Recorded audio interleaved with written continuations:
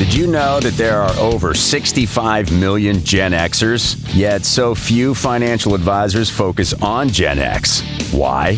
It's because you aren't rich. Yet.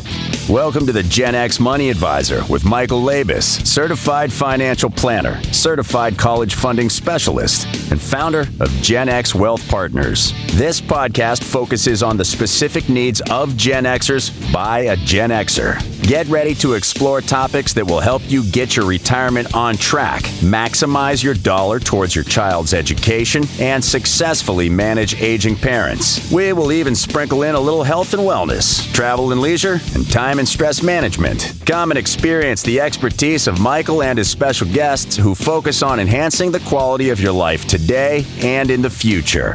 Now, on to the show. Welcome to the Gen X Money Advisor podcast, hosted by Michael Labos. I'm Patrice Sikora.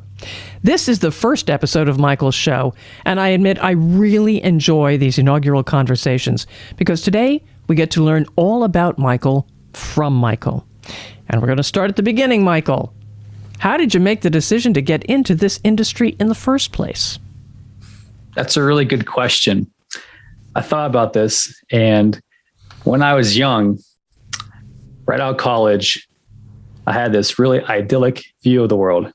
Don't we all? Yes. I was ambitious, and I've always enjoyed challenges. So I thought that I could satisfy both by becoming a financial advisor. It wasn't easy, but 17 years later, I have no regrets. Having been able to help hundreds of clients secure their futures, and I've been able to enjoy the process. So I feel pretty solid with my decision. What was so difficult about it? You say it wasn't easy. No, it wasn't easy. I've worked for 7 firms, bouncing around, finding my place in this industry. And it's taken a long time, but I never gave up, and I'm excited to be where I am right now. All right. Now, who do you work with? The title of the podcast may give us a hint, but who's your specialty? Yeah, I mean, that kind of gives it away, but I work with Gen Xers. So I do get asked a lot, what is Gen X exactly? And that's really anybody born from 1966 to 1980. Myself being one of the younger Gen Xers, being born in 1980. But I work with Gen X families and help their children as well with college planning. And why Gen X? There's so many planning opportunities, and nobody's talking to them about them, which I find hard to believe. When you're Gen X, a lot of people say midlife. It's definitely a midlife, but with midlife, you've got all the responsibility in the world on you. You've got kids, you've got college, you might have your own student loan debt, you've got aging parents, you've got your career starting to take fold. And how about some personal time for yourself? I mean, there's only 24 hours in a day. So being able to help Gen X reduce some stress, take control of their finances, and save some time so they can be with their families, to me, that's pretty powerful. And how do you do that? What do you do? Well, I think from what I learned from talking to other Gen Xers is they want to get on track for retirement. And most of them have no idea where they stand. Are they on track? Are they off track? So what I do is basically help my clients get on track. And it's really about foundational planning. That includes making sure that you've got a budget, which everybody says they keep a budget. No, that's a bad word. Budget is a bad word. Yeah. Well, I don't know why, but I mean, you ask somebody, hey, do you have a budget? And they say, oh yeah. I'm like, all right, well, let me see it. And they're like, well, it's in my head. I'm like, okay, well, it's better be on paper. Let's work towards that. But it's budgeting, it's cash flow. It's insurance is such an important part of a Gen Xer's life because you have so many people depending upon them. Your own retirement is dependent upon you earning a living. You have to take care of your loved ones, so on and so forth. So look at insurance. We do basic estate planning, powers of attorneys, having will in place, things of that nature. So a lot of it is foundational. And I always say you can't run before you learn how to walk. So we need to establish that base so that you can then talk about retirement planning, things of that nature. Because even if you have a lot of money put aside for your retirement, if your foundation's weak, that's going to crumble just along with it. I'm always amazed at how many people don't have a will. It's amazing. A lot of people don't think they need one. I think it comes down to a lack of understanding what a will protects. It avoids probate. It makes it a lot easier on your executor to handle your final affairs as well. Without a will, things could be stretched out to about a year. And beyond a will, how your accounts are titled can also save time. These are really easy things to look at that can make a big difference at the end of the day. And you mentioned, Gen X with kids, Gen X family, your specialty, your really ideal client. What about college? I mean, in your 40s, okay, maybe you're not thinking about the kids' college. Maybe you're facing it already. There's two big concerns for Gen X. One is retirement. The other one is paying for an education or paying off your own education. Something like 70%, I read somewhere. I wish I had to cite that. 7 out of 10 people are concerned about this. You put those two together and you've got conflicting goals. So how do you attack both without sacrificing one of them? Mm-hmm. And I help clients recognize that is possible, but it comes down to understanding what your goals are, finding the right school for the child, fits your budget and their needs. And also recognizing that there's not necessarily a retirement loan out there. So you can't neglect one to satisfy the other. And that's a long process, but a meaningful one. Educating the client's kids on what to expect from the university they pick, which schools are most generous with financial aid, so on and so forth. We could spend hours talking about this. And we probably will in the future. Yeah. Probably will. Yeah. It's a big topic. Yeah. How do you acquire new clients? At this point, just like most advisors, it's primarily word of mouth referrals, but I'm excited to be launching this podcast as I'm starting to focus more on my media presence to get the word out there. It's amazing how often I talk to a fellow Gen Xer and they're interested as to what I do. Could be in an Uber talking to the driver, they might be interested, or out and just randomly walking, meeting people, tell them about what I do. They're interested. So as much as word of mouth is great, I need to get this message out to more people because there's a demand for it. Mm-hmm. Yeah. Do you do any client education? Client education is a huge part of what I do. I think there's a general lack of financial literacy in America. Unfortunately, for good or bad, most of us get our financial education from our parents or our neighbors, or even worse, the Joneses. But what I try to do is educate my clients throughout the process so they understand what we're doing. It's one thing to build a plan, but if they don't understand the plan itself, then they're probably not going to follow it and it loses its value. So letting them understand what we're doing and why we're doing it, I think is very important. Once you've done that, do you find that they are more likely to stick to the plan when they really understand why? Most definitely. Finance is largely intangible. If I sell you a stock, you really can't touch it. You may have a stock certificate, but it's more of a concept or ownership, which is intangible. So when you put a tangible value to something like we're saving towards an education or your retirement or paying off this bill or whatever your goal may be, I think it becomes more real. All right. Tell me about your team. Who works with you? Right now, I have my assistant, Darcy, and she wears many hats. And I'm thankful for her because I was wearing all the hats. But she handles all my client communication, client onboarding, and any service needs. So she's my assistant, and she's also my client coordinator. Nice. Back to you, though. Do you have any designations or advanced education you want to share? Certainly. So when I took on this goal of helping Gen X, I tried to put myself to be an expert, not only from personal experience, but from a subject matter. So I'm a certified financial planner, and I'm also a certified college funding specialist. Oh, good. And I'm also working on another designation. I'm going to keep that one a secret, but there'll be more to come on that one shortly, I hope. I'm thinking about a podcast episode. It might be. Yeah, we can do that. All right. Michael, what's your business philosophy? That's another good question. You're full of them today.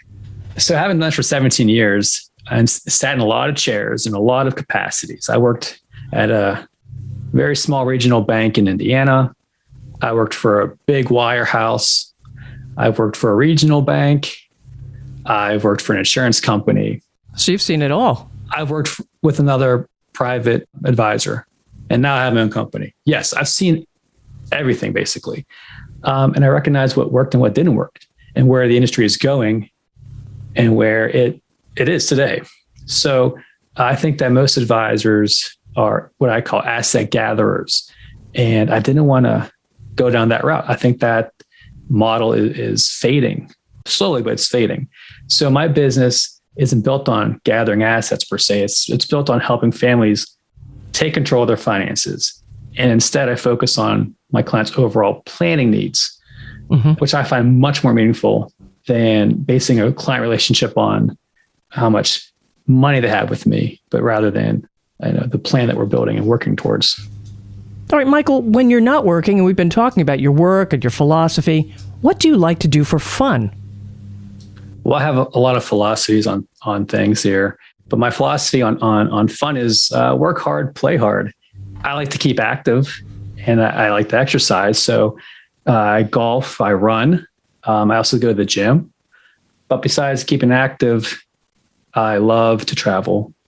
I have an insatiable desire to learn. So I like to go to places that I've never been, and I enjoy learning about new cultures and having new experiences. So if you don't see me running at 8 a.m. and it's 29 degrees outside, which I guess can be fun. I'm typically, depends on how motivated I am that morning, but you'll see me traveling. You might run into me at the airport. Where have you been? Well, it's tough to travel right now with all the restrictions, but last year I was supposed to go to Paris and Malta, which has been postponed. And I'm looking to go to Europe again next year, looking to go into Germany and Poland. But I love going to Europe. There's so many cultures there, and they're so close to each other. You can experience a lot. It's so true. Just pop across the border and there you are. Exactly. Yeah. All right. If you had all the money in the world besides travel, what would you do? You know what? I would spend it on the advancement of medicine. Obviously, you'd want to do something for humanity. And with all that money, so much responsibility would come to that. And I wouldn't want to donate it, because then you're just transferring that power to somebody else. But helping with the advancement of medicine would help mankind, eliminate disease and get rid of cancer and so many things that you could put to use with that money. That's very altruistic. Tell me about the cynicism. Cynicism. Oh, there's plenty of that. We spend so much money on so many things that are completely inconsequential. If we, would take our combined resources and put them towards something meaningful, like the advancement of medicine, I think that'd be a lot more better use of the resources. All right. So what is your idea of success? Success is a very personal thing, and it's tough to say, what's successful to me is going to be something different to somebody else. But to me, I would say that if you can wake up in the morning, look yourself in the mirror, and be proud of who you are, to me, that would be success. And success, like I said, doesn't come in many forms, but this one's based upon your constant commitment to your ideals and knowing every day that you are doing the best you can. All right. And then is there something you recommend most to clients, family, or friends? Yeah, this is one of my favorite topics. Not to be afraid of taking risks in your life. I've got a lot of friends and family have all taken different trajectories in life. And my happiest friends and family are those who have taken risks in their life. If you want to change careers or follow a passion, I believe anything is possible with proper planning. And personally, having regrets later in life is one of my biggest fears. So take the risk, take the chance. But plan properly? But plan properly, yes. Yes. All right. What is something that most people don't know about you? I hate insects with a passion. Oh, hello. Me too. It doesn't matter what it is. It could be the stink bug, which are just disgusting. It could be a bee, which are annoying. I don't care what kind of insect it is. I'm just not a fan. And inevitably there's insects in your house. You find one, and I'll ignore it, hoping my girlfriend will see it first. But when that doesn't happen, or she's not home and I have to take care of it, it's one of the worst things of my day is taking care of that situation. A phone book from 50 feet. If that works, sure. Go. Yeah, I'm all about results, so I'll try that next time. There you go. But then you have to clean it up. And then then I feel guilty about, it's a living creature. That's my defense against it. Yes. That's my defense. If my girlfriend gives me a hard time, I'll say, well, I just want to let it be. It's not hurting anything. That's right. Except making me scared. Exactly. Especially in the bedroom. Oh, sure. Stop right there. Okay. Yeah. All right. We're good. What's your mantra? What's your motto? Let's move on to something really positive. Something you say to keep yourself focused. This is something I say to myself all the time, especially trying to get myself pumped up. And that is, if it was easy, everybody would do it. Yeah. There's a lot of things in the day that you don't want to do. For example, you could exercise when I was tired. Got to get up and do it. Or eating healthy when someone else is eating pizza right in front of you. Pizza's healthy. Wait a minute. Pizza's healthy, isn't it? I've made that argument before. You can put vegetables on pizza. Yes. You can even put fruit on, pineapple, I guess. No. You're anti-pineapple? No. No pineapple. Okay. Veggies I'll give you, but no fruit. Okay. Yeah. You can make an argument for anything, but yeah. Or even taking on a new challenge, like launching a podcast. Nice. Very nice. Yes, indeed. With planning. Proper planning. Yes. Proper planning. This is true. All right, man. What is your proudest achievement? You've done a lot. You've been a lot of places. What's your proudest achievement? It's a tough question. I have a few, but I would say it's not being afraid to fail at something. And you might ask, how is that an achievement?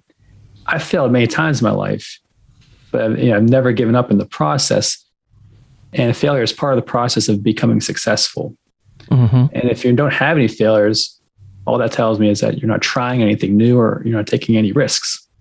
Of all my failures, I persevered, and now I'm sitting here talking with you. So yeah, not being afraid to fail.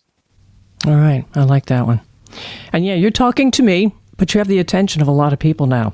Who should listen to your podcast? Well, I'll try to make it pretty clear that I'm here to help Gen X get on track financially. There's a lot of us out there, 65 million. That's a lot of us. And some of us work with advisors, some have not. Some are do-it-yourselfers, and some have no clue what they're doing. And that's totally fine. But this podcast is for those who want to take action, want to reduce stress, and have some fun in the process. Gen X has so many planning needs, and I'll try to address as many of them as I can. All right. How can they reach you, Michael? I can be emailed at michael@genxwealthpartners.com. You could also call me. My phone number is 724-237-4584. You could schedule a virtual chat. You could also visit my website, www.genxwealthpartners.com, to learn more about my services. You could also follow us on LinkedIn and Facebook to keep up to date with what we're doing. And of course, you could tune into this podcast. Of course. And that is Michael Labos. This is his podcast, The Gen X Money Advisor. Follow to make sure you get the latest episodes. Share with friends and colleagues. They're going to appreciate it if you do that. And let us know your thoughts and questions. Comment. I'm Patrice Sikora.